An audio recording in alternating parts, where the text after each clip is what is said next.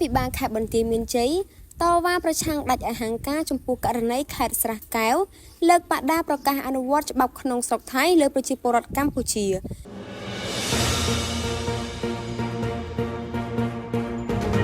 លិខិតតវ៉ារបស់អាយដាមអ៊ុំរីត្រីអភិបាលខេត្តបន្ទាយមានជ័យផ្ញើទៅកាន់អភិបាលខេត្តស្រះកែវប្រទេសថៃ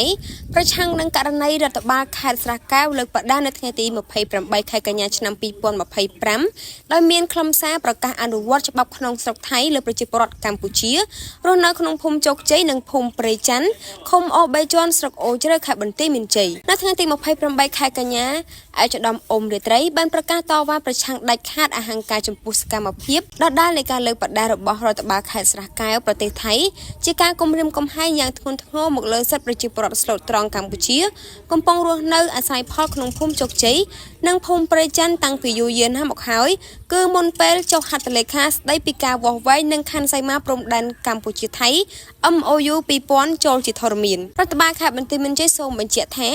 ដ្ឋបាលខេត្តស្រះកែវមិនមានសមត្ថកិច្ចកំណត់ព្រំដែននិងអនុវត្តច្បាប់ក្នុងស្រុកថៃរបស់ខ្លួនមកលើសហគមន៍កម្ពុជាដែលបាននឹងកំពុងរស់នៅនិងអាស្រ័យផលក្នុងតំបន់មិនទាន់មានការកំណត់ខណ្ឌព្រំដែនសីមារួចរាល់នោះទេបន្ថែមទៀតនោះអភិបាលខេត្តបន្ទាយមានជ័យបានចាត់ទុកសកម្មភាពឯកតោភាគីដដែលរបស់ថៃគឺជាការបង្កហេតុដែលនាំឲ្យមានភាពតានតឹងកើតឡើងនៅតំបន់ដែលកំពុងមានជម្លោះនិងជាការបំពានបទឈប់បាញ់នៅថ្ងៃទី28ខែកក្កដាឆ្នាំ2025នៅប្រទេសម៉ាឡេស៊ីនិងលទ្ធផលនៃកិច្ចប្រជុំ JBC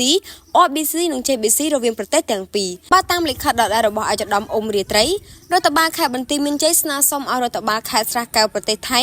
ចូលរួមផ្ដល់កិច្ចសហការចាត់វិធានការបញ្ឈប់នៅសកម្មភាពខាងលើជាបន្ទាន់ដោយរក្សានៅស្ថានភាពដើមប្រកាន់ខ្ជាប់ខ្ជួននៅសុចរិតនៅលក្ខខណ្ឌបទឈប់បាញ់និងបញ្ឈប់នៅផែនការបណ្ដេញប្រជាជនរាប់រយគ្រួសារចេញពីផ្ទះសម្បែងនិងដីធ្លីដែលបានរស់នៅជាច្រើនទសវត្សរ៍មកហើយ